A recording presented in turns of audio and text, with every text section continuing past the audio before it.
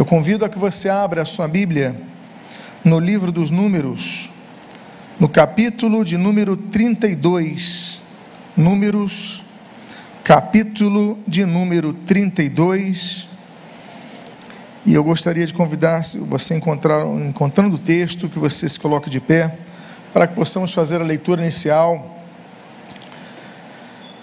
que está registrada entre os versículos 33 e 42, Números 32, de 33 a 42, diz a palavra do Senhor: Moisés deu aos filhos de Gade, aos filhos de Ruben e à meia tribo de Manassés, filho de José, o rei de Sion, o rei dos amorreus, e o reino de Og, rei de Bazã, a terra com as cidades e seus distritos, as cidades em toda a extensão do país. Os filhos de Gade edificaram Dibom, Atarote e Aroer, Atarote, Sofã, Jazer e Jogbeá, Bet-Nimra e Bet-Arã, cidades fortificadas e currais de ovelhas. Os filhos de Ruben edificaram Esbom, Eliale e Kiriataim, Nebo e Baal-meon, mudando-lhes o nome, e Sibma, e deram outros nomes às cidades que edificaram. Os filhos de Maquir, filho de Manassés, foram para Gileade, e tomaram e expulsaram os amorreus que estavam nela. Portanto, Moisés deu Gileade a Maquir, filho de Manassés, o qual habitou nela. Jair, filho de Manassés, foi e conquistou as aldeias dos amorreus, e deu-lhes o nome de Avote-Jair.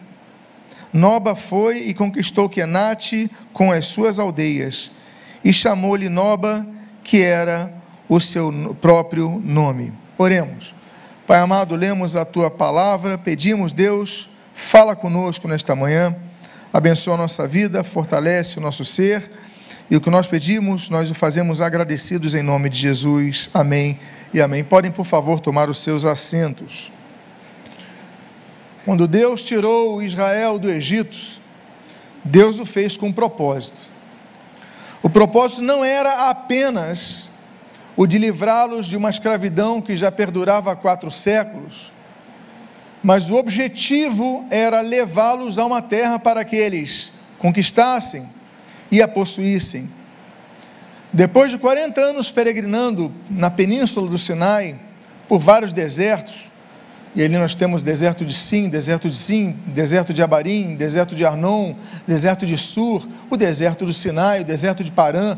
Existem vários desertos naquela península que eles percorrem, mas eles vão pelo leste, e para eles ocuparem, conquistarem, possuírem a terra prometida, eles precisavam fazer uma coisa: cruzarem o rio Jordão. Durante a peregrinação no deserto, então, Deus organiza aquele povo que era um só, em 12 tribos, cada uma com suas características. Mas, na hora que eles vão entrar na terra prometida, na hora que é para eles cruzarem o Jordão, 2,5 tribos preferem não cruzar o Jordão.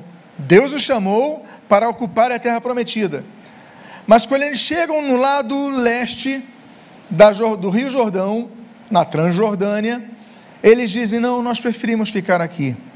Afinal de contas, muitas vezes o medo, a insegurança, o comodismo fazem com que as pessoas, já tendo passado uma fase mais difícil, não queiram concluir o projeto que Deus estabeleceu em suas vidas. E sobre isso nós falaremos, sobre muitos que desistem antes de ocupar a promessa final. Quero falar então sobre essas tribos, de Ruben, de Gade e também da metade da tribo de Manassés. Em primeiro lugar, nós vemos no versículo 6, sobre essa mensagem a respeito da unidade da igreja. Porém Moisés disse aos filhos de Gade e aos filhos de Ruben: então os irmãos de vocês irão à guerra, enquanto vocês ficam aqui? Os irmãos de vocês vão à guerra, enquanto vocês ficam aqui? Eles já tinham passado por inúmeras batalhas, eles já tinham passado por 40 anos de peregrinação, uma geração já tinha falecido, eram apenas poucos os registros dos adultos que ali estavam em relação ao local de estabilidade, porque a maioria daquela geração cresceu no deserto, e de repente eles estão numa área, que é uma área com pastos verdejantes, é uma área com fontes de água, é uma área com uma região mais estável para eles, e a tribo de Gade, a tribo de Ruben dizem, não, a gente não quer mais cruzar o Jordão não, para nós é melhor ficarmos aqui, nós ficamos aqui e estamos satisfeitos. E Moisés então, no texto que você leu, está lendo em tela, diz, vem cá, que história é essa? Agora então nós estamos numa parte estável, não tem mais uma luta por aqui, temos uma região, uma campina boa, e vocês não querem cruzar, só os irmãos de vocês vão para a guerra. O chamado de Deus, lá no Egito, o qual se Moisés tão bem lembrara e registrara, era para que todo Israel tomasse posse da terra prometida, mas Gade e Ruben não queriam mais. Então Moisés fala, vocês vão lutar sozinhos, vocês vão deixar que a gente lute sozinho, vocês não vão mais, só porque vocês estão agora na situação boa. Muitas vezes acontece, meus amados irmãos, na caminhada cristã, quando nós passamos por dificuldades, e os irmãos nos ajudam, e os irmãos nos cobrem oração, e os irmãos nos apoiam, e você recebe palavras que edificam a sua vida, e você passa por essa fase, e você então melhora na sua vida, e aí você se esquece dos demais, aí você não quer ajudar os demais, você foi ajudado, mas agora que tudo estabilizou, você já não quer ajudar os demais, você já não quer mais usar os teus dons, você já não quer mais viver em comunhão, você já não quer mais nada. A Bíblia fala que eram 12 tribos, mas em nenhum momento disse que eram 12 povos diferentes, era um povo, o povo de Israel. É como nós falamos em relação às denominações, a igreja de Nova Vida é uma das igrejas do Senhor Jesus Cristo, não é a única. Nós temos as nossas características, as nossas peculiaridades, assim como os da Assembleia de Deus têm as suas, os da Igreja Batista têm as suas, os da Presbiterianos, da Metodista, cada um tem a sua característica, mas somos apenas um povo, somos irmãos, e devemos estar juntos na mesma batalha, não podemos nos dividir, não, mas agora nós estamos bem, então nos esquecemos de vocês, nos lembramos de vocês quando precisamos de algo, não é assim. Moisés fala, vem cá, e agora então os seus irmãos vão à luta enquanto vocês ficam agora tranquilos? Isso não está certo, Gade, isso não está certo, Ruben, isso não está certo, nós não podemos agir assim. Por quê? Porque a união coletiva é o alvo do cristão. Não importa o momento que você esteja passando, você não pode se esquecer de suas raízes, não pode se esquecer jamais, fazemos parte apenas de um só corpo. Nós devemos lutar como diz Romanos capítulo 15, o espírito da unidade, é o que diz o texto. Devemos andar unidos, em todo momento. Não, ainda tem guerras depois do Jordão, ainda tem lutas depois do Jordão, ainda tem conquistas depois do Jordão, eu estou cansado de lutas, espera, mas meu irmão está indo, então eu tenho que ir com ele.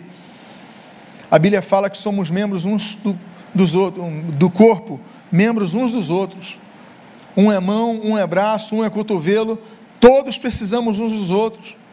Não há ninguém que seja desprezível no reino de Deus, todos têm valor no reino de Deus, não importa quanto tempo você tenha servido ao Senhor Jesus, você tem valor, você é importante, e é-nos necessário a cada um de nós.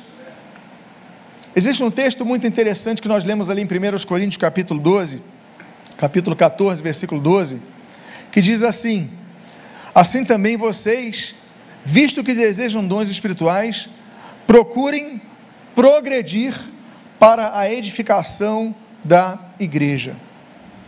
Os dons espirituais são distintos, cada um recebe um dom distinto. Eu tenho dons que talvez a irmã não tenha, ou o irmão não tenha, mas você também tem dons que eu não devo ter, e a irmã tem e eu não tenho. Mas nós nos unimos uns aos outros. Mas os dons espirituais, nós temos 3 capacitações distintas que fortalecem e unificam o corpo, que são os dons espirituais, que são os talentos naturais e que são as habilidades adquiridas. Dons espirituais são os registros que estão nas Escrituras, nas listagens, 1 Coríntios capítulo 12, 1 Coríntios capítulo 14, Romanos capítulo 12, Efésios capítulo 4, 1 Pedro capítulo 4. Nós temos ali, essas listagens estão ali definidas. Além disso, existem os talentos naturais. Tem pessoas com talento para cantar, tem pessoas com talento de se comunicar bem, tem pessoas com tantos talentos distintos. E existem as habilidades adquiridas, um curso que você faça, um idioma que você tenha aprendido, tudo isso, todos esses 3 recursos, dons espirituais, talentos naturais, habilidades adquiridas, elas devem ser exercidas para abençoar não apenas a nós mesmos, mas para abençoarmos o povo de Deus. O texto que você está lendo em tela diz, olha, vocês desejam dons espirituais, ótimo, isso é ótimo, mas procurem progredir, com vistas a quê? A edificação da igreja, não é edificação pessoal, porque o dom nos abençoa, o que nós recebemos nos abençoa, o que Deus nos concede nos abençoa, claro que sim, tudo que vem de Deus nos abençoa, mas eu não posso guardar para mim, eu tenho que exercer para outro. Então muitas vezes nós guardamos, nós não progredimos, nós simplesmente recebemos e enterramos, como Jesus fala na parábola dos talentos, e nós acabamos perdendo, como aconteceu com aquele que enterrou o único talento que tinha.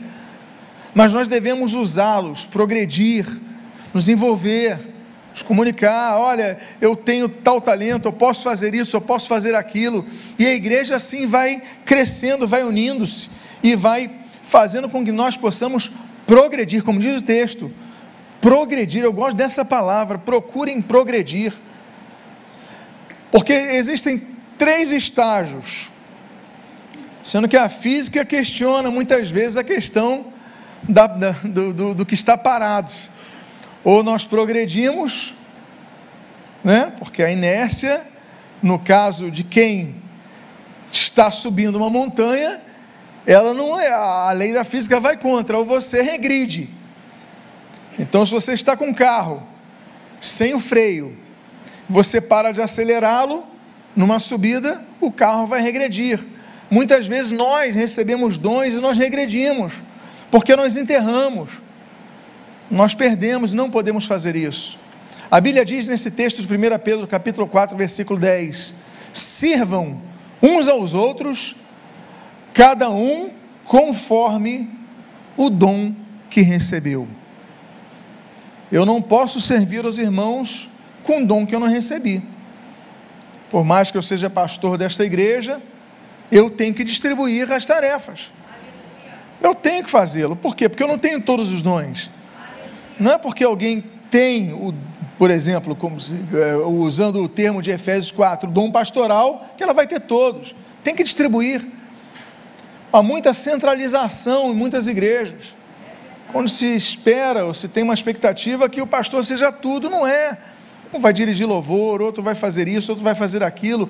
Tem a pregação na palavra, naturalmente, tem a alimentação, tem o ensino, que ainda assim é distribuído nas escolas bíblicas dominicais, por aqueles que também têm essa particularidade que Deus lhes atribuiu e lhes abriu a porta. Mas o fato é que eu quero destacar, é que todos nós devemos servir uns aos outros, conforme o dom que recebeu. E a minha pergunta é, que dom você recebeu? Qual o dom que você recebeu? Mas isso, dentro do âmago dessa questão de Rubem e Gade, eles não queriam trabalhar coletivamente, eles queriam apenas a terra para si, eles cansaram de conquistas, ainda tinha que cruzar o Rio Jordão para conquistar a terra prometida. Tudo que eles tinham conquistado era no caminho à terra prometida, agora eles tinham que cruzar o Rio Jordão. Não queremos mais não, a terra aqui é boa.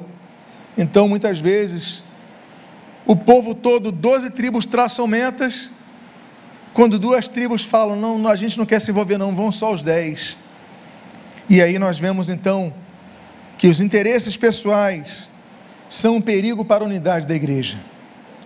Diz o texto que você está lendo em Números 32, no versículo 1, versículo 4, versículo 5, o seguinte: os filhos de Ruben e os filhos de Gade tinham muito gado, ou seja, eram prósperos.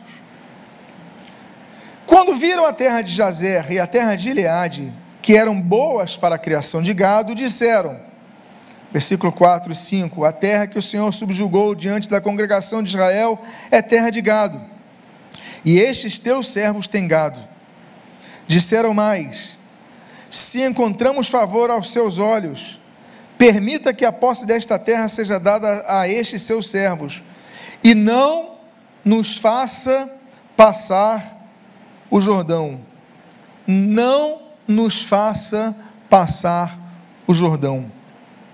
Eu coloquei um mapa aqui, para vocês verem, como é que foi a distribuição, como é que ficou a distribuição, que não era a distribuição original da terra. Foi a distribuição que acabou acontecendo. Aqui está o Rio Jordão. O Rio Jordão está aqui, essa linha daqui. Do meu lado esquerdo, aqui a oeste, está a terra prometida. Eles tinham que ocupar essa, mas você está vendo aqui a tribo de Ruben, a tribo de Gade e a tribo de Manassés, metade da tribo de Manassés. Eles falam, a gente não quer cruzar o Jordão não, deixa o Jordão para os outros. Meus amados irmãos, eles não tomaram posse da terra prometida, até hoje estão fora dela. Eu coloquei um mapa atual, aqui à minha esquerda, e se você olhar, você vai ver que a tribo de Ruben e a tribo de Gade estão na Jordânia, não estão em Israel, até hoje. Não tomaram posse da terra prometida. Por quê?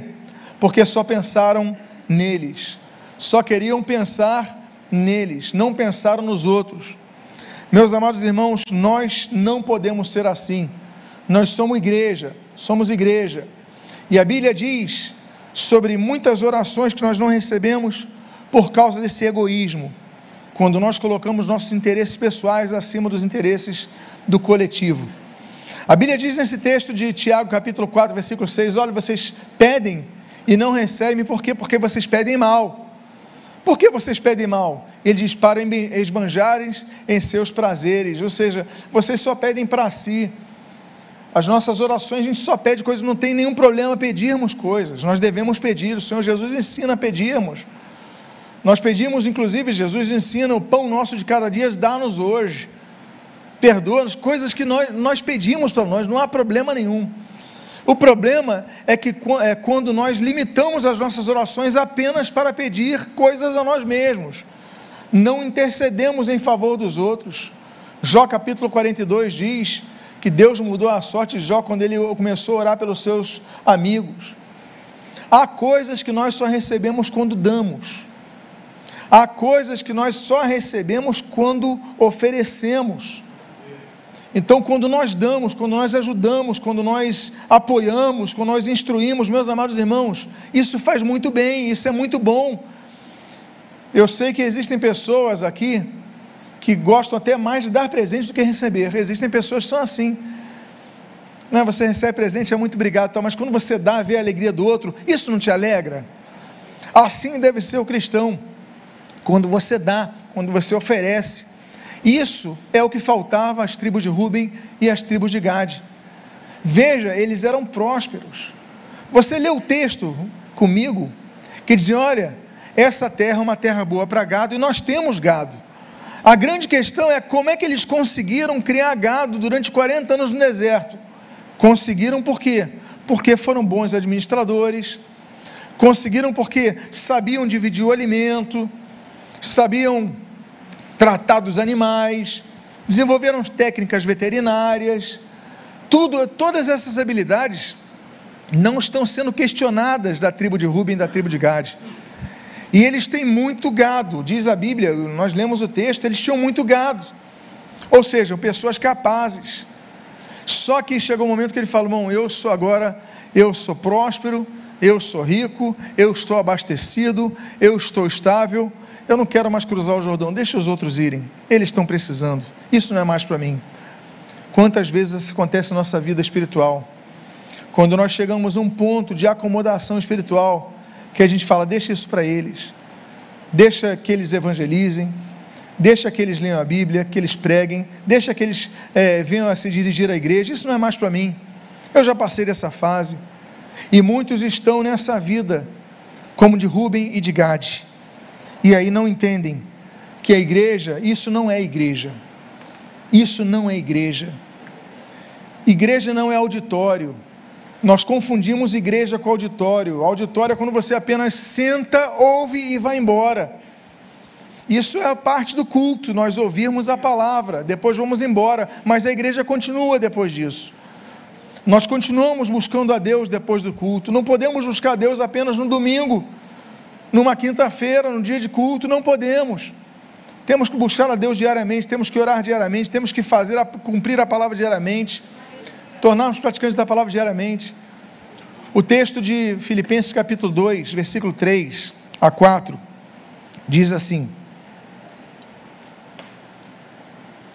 não façam nada por interesse pessoal ou vaidade, mas por humildade, cada um considerando os outros superiores a si mesmo, não tendo em vista somente os seus próprios interesses, mas também os de outros. Você pode ter os seus interesses, não há problema nenhum sobre isso. O texto diz, olha, não somente os seus próprios interesses, você pode buscar prosperidade na sua vida financeira, pode lutar pela sua casa própria, por ter um carro, por fazer uma boa faculdade, não tem problema nenhum você ter os seus interesses. Não tem problema nenhum você ter seus interesses ministeriais. O que você não pode deixar de servir os irmãos, porque há pessoas que inclusive ministerialmente, quando alcançam uma fase de sua vida, elas deixam de servir os irmãos. Não, eu já fui ordenado diácono, agora eu já tenho o que quero. Pronto, param de trabalhar, param de servir como serviam antes de ter um título eclesiástico, foram ordenados ao pastorado, param de servir. Não podemos ser assim. A Bíblia diz, olha, considerem os outros superiores a si mesmo, não tendo em vista somente seus próprios interesses, mas também os dos outros. Nós nascemos para servir. Eu pergunto a vocês, por que Jesus veio ao mundo? Por que Jesus encarnou na terra? Porque Ele veio servir e dar a sua vida em prol dos outros, ou seja, nós devemos servir uns aos outros.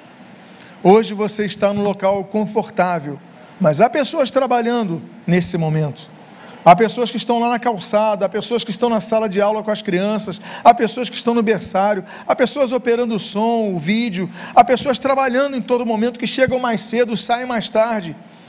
Então nós devemos buscar servir uns aos outros.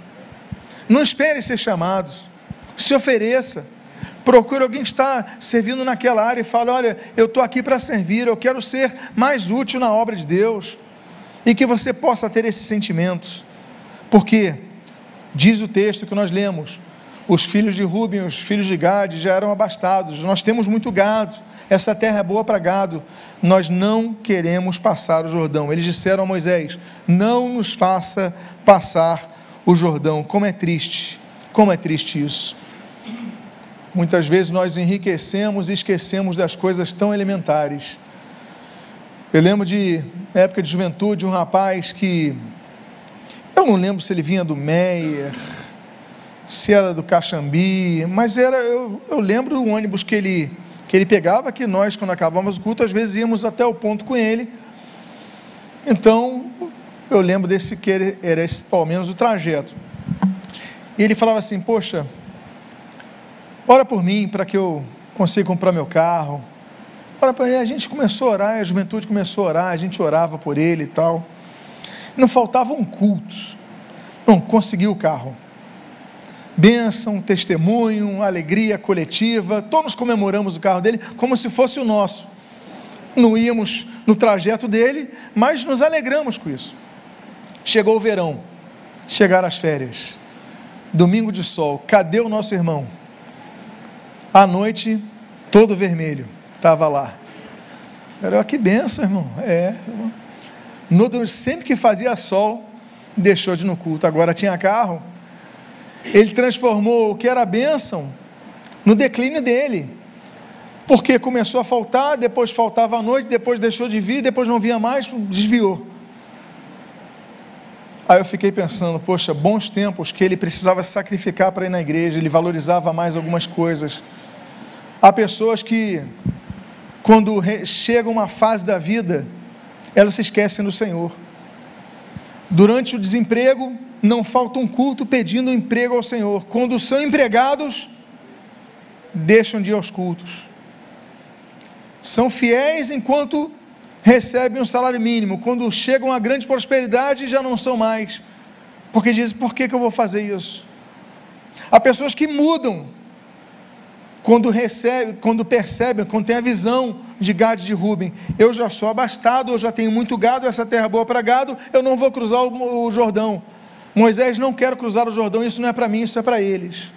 Não podemos ser assim, não perca a sua humildade jamais. Volto a citar o texto, nada façam por interesse pessoal ou vaidade, mas por humildade, considerando cada um superiores a si mesmo, não tendo em vista somente seus próprios interesses, mas também os dos outros. E aí nós temos então o perigo de Rúben e de Gade, essas duas tribos, de viverem à margem do rio Jordão, de viverem à margem da igreja. O texto diz, no versículo 7, por que vocês querem desanimar os filhos de Israel, para que não entrem na terra que o Senhor lhes deu? Por que vocês querem desanimar os filhos de Israel? Em nenhum momento a Bíblia diz que Rúben e Gade falaram desanimando a tribo de Israel. Mas somente pelo fato deles dizerem, não vamos cruzar o Jordão, vamos ficar além do Jordão, só isso desanimava o povo. Falta de ação, falta de espírito de unidade, e aí o povo desanimou. Nos lembramos, por exemplo, claro, Números 13, Números 14, o relato dos 10 espias. A Bíblia diz que eles desanimaram o povo. Êxodo capítulo 14, quando Israel está diante do Mar Vermelho, a Bíblia diz que o povo ficou desanimado. Depois de ver os 10 grandes milagres nas pragas do Egito, eles ficam desanimados diante daquilo. O desânimo que chegou a Davi ali em 1 Samuel capítulo 30, em Ziclag, quando eles voltam para o acampamento e as esposas deles, do exército dele e os filhos foram todos sequestrados, ele ficou desanimado. Lucas capítulo 8, a filha o Jairo, quando está no meio da multidão, olha, a sua filha, não precisa incomodar mais o mestre não, sua filha já está morta. Ele fica desanimado, nós ficamos desanimados. Elias, 1 Reis capítulo 19, nós ficamos desanimados. Agora, com fatos, com notícias. A notícia que desanimou o povo de Israel era o seguinte: olha, Rúben e Gade não querem cruzar o Jordão conosco, só nós vamos, eles querem ficar por aqui. Poxa, mas saímos os 12 juntos, cruzamos 40 anos no deserto juntos, e agora na hora de cruzarmos o rio Jordão não querem mais. Atitudes de desunião desanimam o povo. Atitudes egoístas desanimam o povo. Atitudes quando você só pensa nos seus próprios interesses, isso traz desânimo ao povo. E Moisés falou, não pode. Um simples comentário sem fé muitas vezes anima o povo. É uma falta de senso coletivo. Não podemos viver assim. A Bíblia diz, então, continua falando no livro de Números, capítulo 32, no versículos 16, 17 a 19, o seguinte: então os filhos de Gade e os filhos de Rúben se aproximaram de Moisés e lhe disseram, versículo 17, mas nós nos armaremos e vamos para a guerra adiante dos filhos de Israel, até que tenhamos levado ao seu lugar. Porém, as nossas crianças ficarão nas cidades fortificadas por causa dos moradores da terra. Não voltaremos até as nossas casas, até que os filhos de Israel estejam de posse, cada um da sua herança, porque não herdaremos com eles do outro lado do Jordão, nem mais adiante, porque já temos a nossa herança deste lado do Jordão ao leste. Que bonzinhos, eles queriam ficar em Gileade. Moisés falou, vem cá, os seus irmãos vão lutar sozinhos? Que história é essa? Só porque a terra é boa, agora vocês não querem cruzar o Jordão? Aí eles falam, não, faz o seguinte, a gente vai até na frente deles. A gente guerreia, nossas famílias ficam aqui, a gente guerreia, mas depois volta, porque a nossa herança está aqui. São pessoas que não querem continuar congregadas no mesmo ideal que a igreja, são pessoas independentes. Não, conta comigo, conta com a minha oração, mas eu vou morar em Gileade, conta comigo, mas olha, até ali, passou dali, não conta comigo. São pessoas que um dia você contou e não conta mais. A igreja não pode ser assim, amados irmãos, devemos estar todos juntos, envolvidos no mesmo projeto, na mesma visão, unidade. Isso não pode deixar que uma situação de benefício próprio, de conquistas próprias, não pode, não, eu vou fazer assim, então tá bom, Moisés, eu vou guerrear contigo, mas a minha terra não é mais essa não. Não, nós devemos estar unidos, sempre unidos, cruzando o Jordão. O Jordão é tão significativo. Jacó cruzou o Jordão, Gênesis 32, Josué dividiu o Jordão, Josué 3, Elias dividiu o Jordão, segundo Reis 2, que também fala da divisão por Eliseu. Jesus foi batizado no Jordão, Mateus capítulo 3, a Bíblia fala sobre o significado do Rio Jordão, mas o cruzar do Rio Jordão tem um significado, é possuir a terra, e não apenas fazer um serviço e sair dela. Não é apenas visitar, cruzar o Jordão não é apenas para visitar o outro lado da margem, não. O cruzar o Jordão significa tomar posse, identidade, comprometimento, unidade com os irmãos em todo o tempo. Isso é o significado do cruzar o Jordão. E esse sentido, esse sentimento, não tinham as tribos de Ruben e de Gade. E aí nós lemos então, no versículo número 20, na sua primeira parte, dos versículos 22 a 23, o seguinte: então Moisés lhes disse: se vocês fizerem isso, então vocês poderão voltar e estão desobrigados diante do Senhor e diante de Israel, e a posse desta terra será de vocês diante do Senhor. Porém, se vocês não fizerem isso, estarão pecando contra o Senhor, e fiquem sabendo que esse pecado certamente os encontrará. Amados irmãos, existe uma coisa chamada livre-arbítrio. Eles já não eram um povo de confiança, porque em todo momento, durante 40 anos, eles falam: eu vou cruzar o Jordão e conquistar a terra e habitar lá. Mas quando chega no Jordão, eles recuam. Qual é a confiança deles? Moisés fala o seguinte: olha, vocês decidem, vocês têm livre-arbítrio. Podem ficar a leste do Jordão, não tem problema nenhum. Agora, vocês falaram que iam lutar conosco. Se vocês não forem, vocês vão estar pecando. Eu quero lembrar isso a vocês. E o pecado vem contra vocês. Livre-arbítrio. Nós, quantas vezes damos palavras e não cumprimos? 40 anos prometendo e não cumprindo. Eu vou cruzar o Jordão, não cruzo o Jordão, não tomam posse do Jordão. Então, meus amados irmãos, o livre-arbítrio é muito importante nós cumprirmos. O livre-arbítrio está, por exemplo, ali em Deuteronômio capítulo 30, versículo 15 a 16. Hoje coloco diante de vocês a vida e o bem, a morte e o mal.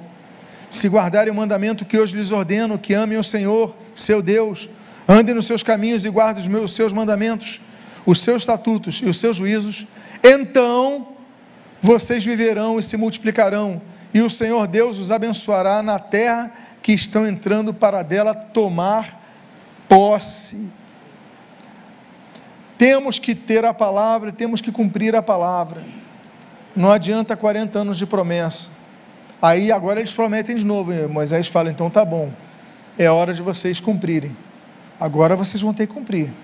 Agora já não é, tem que cumprir. Meus amados irmãos, o povo tem que decidir o que vai fazer. Nós somos chamados para sairmos do Egito. Amém, saíram do Egito. Nós somos chamados para cruzarmos o deserto. Ok, cruzamos o deserto.